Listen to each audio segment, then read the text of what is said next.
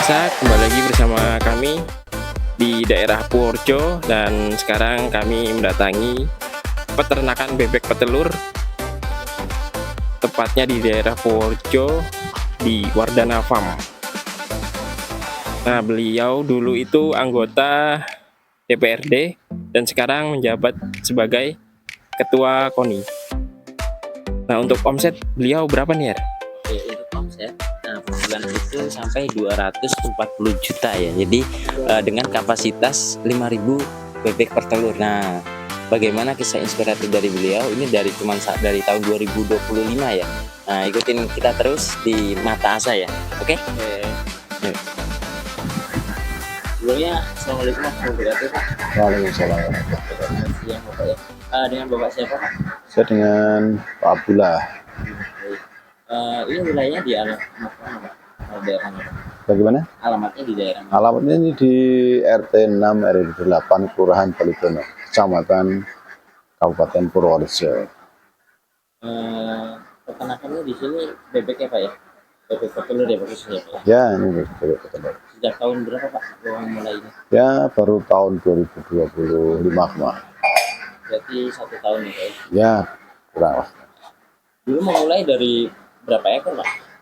Ya, memulai langsung segini nih. Segini. Ya, 5.000 kurang lah. Inspirasi dari mana, Pak? Bapak kok pengen bebek petelur nggak yang peternakan lainnya, Pak? Jadi begini, awal mulanya itu saya kebetulan tinggal di komplek perumahan Balitono Indah ya. Saya punya ya 2 beban moral lah. Yang pertama, rumah saya itu sebelahnya kan musola.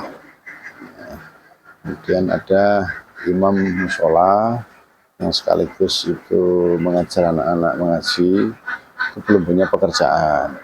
Kemudian yang kedua, kalau musim hujan itu komplek perumahan ini selalu banjir.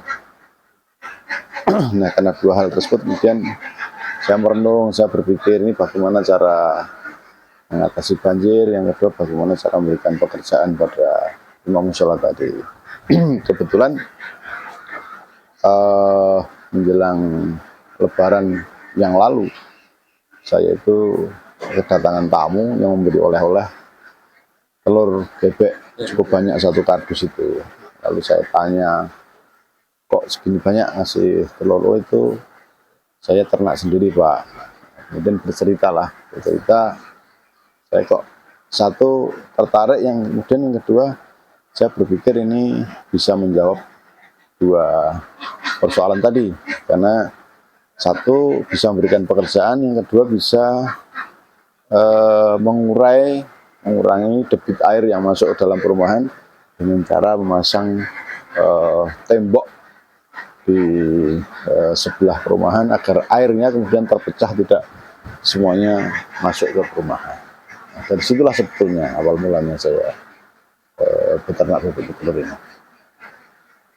Berarti pertamanya karena terus memanfaatkan lingkungan yang ada ya, Pak ya, maksudnya biar meresap airnya, terus kemudian membuka lapangan pekerja bagi orang lainnya, Pak ya. Ya, jadi karena 2 hal itu. Kalau boleh tahu, Pak, ini langsung 5.000 ini dengan omset pertamanya, maksudnya modalnya berapa, Pak? Karena kebetulan saya memulainya dari satu membeli lahan, lahan baru yang saya beli, kemudian kita kita tata menjadi kandang seperti ini, ya cukup lumayan lah modal yang keluar. Ini kan daerahnya perkotaan ya, Pak ya. Perkotaan, bahkan berdampingan dengan rumah ya. Daerahnya tidak mengganggu yang lain ya, Pak, kalau misalkan dari ini Ya, sendiri, Pak? ya Anda kan hari ini ada di lokasi kandang. Tadi juga sudah saya ajak duduk di rumah. Terasa terganggu nggak? Satu, dari suaranya dengar nggak dari luar. Yang kedua, ada bau nggak dari luar. Jadi saya tidak bisa mengatakan tetangga saya terganggu atau tidak, tetapi Anda bisa membuktikan sendiri bagaimana situasinya. Nah, Bapak cara mengatasinya seperti apa, Pak? Kok bisa baunya nggak nyampe keluar itu, Pak? Ya, kandang yang kita buat memang kita kita rancang sedemikian rupa, karena dulu saya juga sempat coba melakukan, ya bukan studi banding tetapi melihat ke sana kemari dari orang-orang yang terlebih dahulu peternak bebek. Saya lihat kandang di di satu tempat kayak apa, di tempat yang lain kayak apa, itu kemudian kita kolaborasikan agar menjadi lebih baik. Tapi satu hal, bahwa kandang ini setiap hari kita bersihkan 2 kali, pagi sekali, kemudian sore sekali, sehingga relatif baunya tidak terlalu menyengat. Kemudian yang kedua, kotoran-kotoran yang ada kan langsung kita manfaatkan untuk pakan ikan ya, terutama untuk lele. Jadi kotoran itu kita gelontorkan langsung ke kolam-kolam. Karena seperti itu uang atasnya Pak. Berarti Ya, ada kolam ya. ikannya juga. Iya. Kalau di sini ada karyawannya berapa Pak? Kita cuma 4 orang yang bekerja di sini. Bapak mulai dari 1 tahun yang lalu ya Pak. Ya. Ada nggak sih Pak kendala Bapak dari proses 1 tahun itu sampai sekarang Bapaknya alami? Kendala yang cukup berarti sih saya kira tidak, tetapi bahwa kendala-kendala itu ya pasti ada, meskipun dengan satu, karena kami peternak baru itu ada berapa ekor yang mati, tapi tidak disebabkan oleh penyakit, hanya bebek itu kadang-kadang terjepit di sela-sela gedek ini ya. Kemudian yang kedua,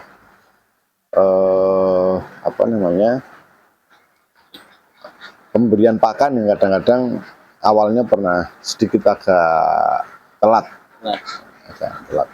Tapi ya alhamdulillah secara umum semuanya bisa berjalan dengan baik lah, tidak ada hal yang berat. Ada ini nggak Pak penyakit yang dialami oleh Bapak sendiri dari bebeknya Pak dalam mengelola ini? Alhamdulillah tidak ada, ya ada 1-2 ekor dulu yang pernah kena penyakit snot namanya, tapi itu kemudian cepat bisa diatasi, toh juga obat banyak, karena bebek yang masuk ke sini sebelum masuk kandang semuanya divaksin, jadi relatif bebek yang ada di sini adalah semua sehat-sehat. Kemudian yang kedua, minumnya bebek bisa dilihat itu tidak pakai komboran, maka yang diminum setiap harinya adalah air bersih, tidak air kotor, air langsung dari sumur. Kemudian kita naikkan ke toren langsung bisa diminum. Rata-rata kan biasanya pakai komboran yang itu berpotensi menjadi sumber penyakit, karena kalau ada satu bebek yang kena penyakit, begitu minum sama-sama bisa menular ke yang lain. Kemudian yang kedua, kalau kemudian membersihkan tempat minumnya terlambat, ini kan bisa muncul bakteri-bakteri yang bisa menimbulkan penyakit. Sedangkan tempat yang minumnya semuanya kan air bersih karena pakai nepel ya. Kalau sistem kandang seperti ini dinamakan sistem kandang apa Pak? Ya kalau ini sih bisa dinamakan ini, yang ini kandang umbaran lah ya, kandang umbaran. Tapi kalau yang di sebelah sana itu adalah kandang baterai. Itu satu kotak 1 ekor. Kalau ini kan 1 kotak beberapa ekor. Kandang-kandang di tempat saya ini per kotaknya rata-rata 60 ekor. Rata-rata 60 ekor. Dengan jumlah 77 ruang ini dari sini sampai sana. Kenapa Pak kok ada perbedaan antara penelitian atau bagaimana Pak? Kan sana kandang baterai, Ya. kandang yang udara. Ya, kami ingin mencoba 2 model kandang yang berbeda dan ingin melihat nanti sampai pada akhirnya produktivitasnya bagus yang mana, kemudian yang kedua kesehatan bebeknya sehat yang mana, kemudian yang ketiga telurnya bagus yang mana. Tetapi satu hal yang perlu diketahui, salah satu keunggulan kandang baterai itu adalah kita langsung bisa tahu mana bebek yang produktif dan mana bebek yang tidak produktif. Sehingga ketika kita tahu betul ada bebek yang tidak produktif, secara langsung kan bisa kita ambil ya, kita afkir. Tapi kalau seperti ini kan tidak bisa kita lihat satu persatu mana yang tidak bertelur, mana yang bertelur. Kalau itu kan langsung ketahuan mana bebek yang tidak pernah bertelur. Dengan hasil seperti itu telurnya lebih besar mana? Bagusan yang ada. Kalau kualitas telur sih saya amati, saya lihat sama aja ya, sama telur baik produk apa namanya yang di kandang baterai maupun yang di kandang umpan sih mirip-mirip lah, sama aja. Cuman yang membedakan soal kebersihan saja kan, lebih bersihnya ada di sana. Latar belakang Bapak boleh tahu? Saya pernah menjadi pimpinan DPRD, saya pernah menjadi anggota DPRD, dan saya aktif di beberapa organisasi sosial. Hari ini kebetulan saya dipercaya teman-teman untuk memimpin organisasi olahraga di Purworejo ya, Ketua KONI Kabupaten Purworejo. Bapak kan ini apa namanya perkenakan ya tadi kan Ya. karena membantu orang lain Ya. sama atau tentang banjir ya Pak ya. Nah Bapak nggak ini waktunya nggak kebuang, maksudnya kepakai buat inilah takutnya sibuk gitu Pak. Enggak lah, kita kan waktu 24 jam itu cukup lama, tinggal bagaimana memanage waktu dengan baik, mana waktu yang digunakan untuk keluarga, mana yang digunakan untuk mengelola peternakan, mana yang digunakan untuk mengurus organisasi, semua bisa ditata dengan baik. Apalagi di kandang ini karena saya dibantu teman-teman, ada 4 orang tadi, relatif waktu saya kan tidak terlalu banyak di sini, bisa hanya paling-paling pagi atau sore gitu. Berarti kalau Bapak ngecek setiap ini Pak pagi sama sore Pak atau pas slownya ya Pak? Ya belum, meskipun sering ke sini tapi belum tentu setiap Iya. hari ya, meskipun dekat dengan rumah. Dengan kapasitas 5.000 ya Pak. Kalau di kandang ini ada berapa Pak? Kira-kira Pak? Yang di kandang sini 4.000 lebih, sana ya 350-an lah. Jadi saya agak lupa persisnya di sini berapa, sana berapa. Kalau di sana sekitar 350, sisanya ada di sini. Dengan hasil telur itu berapa persen Pak? Antara 75 sampai 80% rata-rata ya per harinya.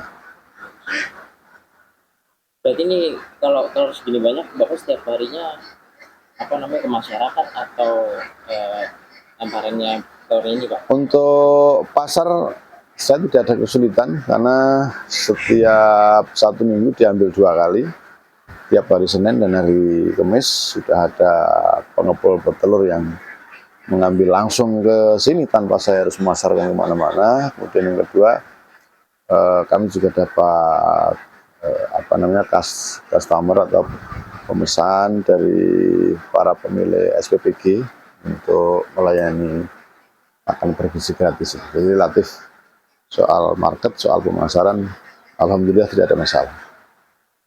Kalau untuk pakannya apa Pak kalau boleh tahu? Pakannya kita pakai pabrikan ya, full konsentrat. Maka dari 5.000 bebek kurang sedikit ini satu pun nggak ada pejantannya. Ini memang semua makannya full konsentrat sebagaimana itu sudah.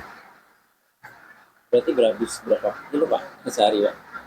Dalam 1 hari itu rata-rata antara 12 sampai 14 sak per hari. Kalau boleh tahu omset per bulan Pak? Boleh tahu?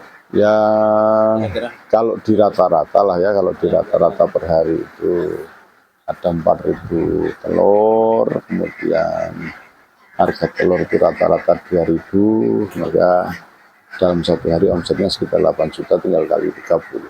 Kira-kira 240 Pak. Omset loh ya, bukan keuntungan ini. kok Bapak begitu yakin kalau Bapak langsung buka peternakan itu ke depannya gimana Pak? Ke depannya juga Pak? Saya dalam setiap melangkah apapun itu memang dimulai dari sebuah keyakinan. Optimis, yakin apa yang akan saya kerjakan akan berhasil. Itu prinsip hidup saya di dalam hal apapun, termasuk ketika saya terjun ke bidang usaha yang lain, ke organisasi yang lain, termasuk menekuni bebek petelur ini. Karena saya dalam menetapkan target sebuah keberhasilan itu tidak tunggal. Target itu tidak tunggal, target saya banyak. Satu, yang pasti, kenapa saya pasti berhasil? Target pertama saya bagaimana tadi imam musala yang nganggur bisa bekerja, kan sudah bekerja, itu sudah berhasil. Yang kedua, perumahan tadinya banjir menjadi tidak banjir, itu sudah berhasil. Nah yang ketiga, syukur alhamdulillah kalau kemudian secara ekonomi juga berhasil, itu alhamdulillah. Tapi prinsipnya saya dalam menetapkan keberhasilan tidak pernah tunggal.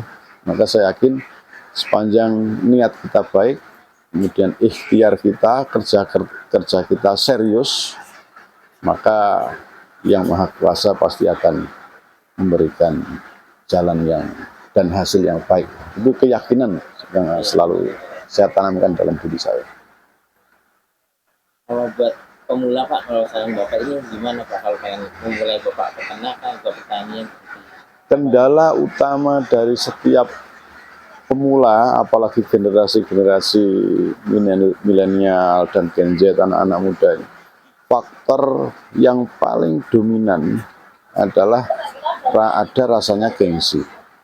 Ya, rata-rata anak-anak muda itu gengsi ketika dia harus beraktivitas, harus bekerja yang berkaitan dengan peternakan, pertanian. Itu dianggap sebuah profesi yang satu tidak terhormat, yang kedua dianggap profesi yang tidak menjanjikan. Itu adalah kendala utama, mindset utama itu dulu yang ditata, bahwa sebetulnya beternak, bertani itu bukan pekerjaan yang tidak terhormat. Menurut saya itu pekerjaan yang terhormat dan mulia. Apalagi kalau kemudian kedua bicara prospek, pertanian itu menurut saya justru pekerjaan yang paling prospektif. Kenapa? Zaman boleh maju, teknologi boleh maju, tetapi yang namanya kebutuhan pokok tidak akan pernah bisa digantikan oleh hal-hal yang lain. Artinya selagi ada kehidupan, maka dia butuh makanan. Nah, ketika kita bicara soal pertanian, kita bicara soal peternakan, itu kan hal-hal yang berkaitan dengan kebutuhan dasar seorang manusia.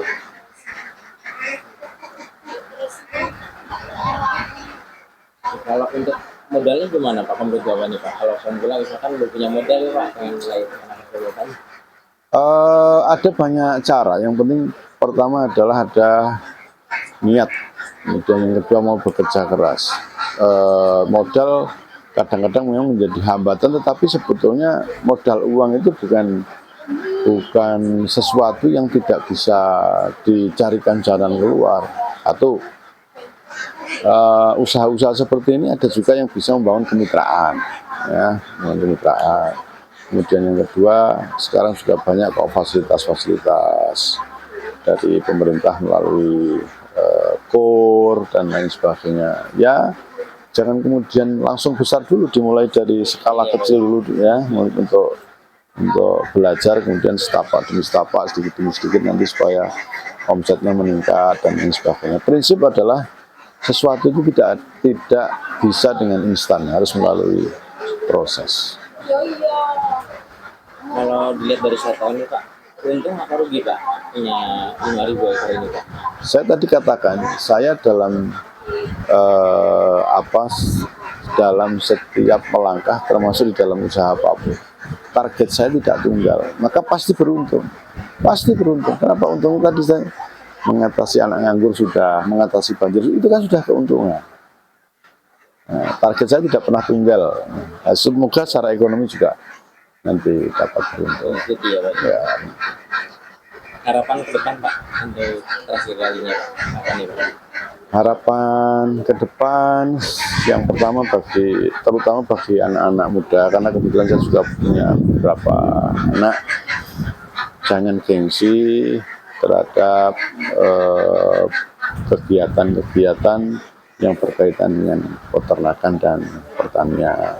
Yang kedua, ini harapan saya kepada pemerintah terutama, dengan banyaknya SPPG yang berdiri di semua daerah termasuk di Kabupaten kita Purworejo ini, maka akan dihimbau mereka menggunakan bahan baku lokal, menyerap bahan baku lokal dengan potensi-potensi yang ada di daerahnya masing-masing. Di Purworejo kebetulan banyak peternak bebek betelur, ayam betelur, dan lain sebagainya, itu harus semuanya mampu diserap sehingga asas kemanfaatannya bagi masyarakat itu bisa terasa, kemudian efek ekonomi juga bisa jalan, sehingga keinginan pemerintah untuk mensejahterakan masyarakat itu terwujud tidak hanya melalui teori tetapi melalui implementasi nyata.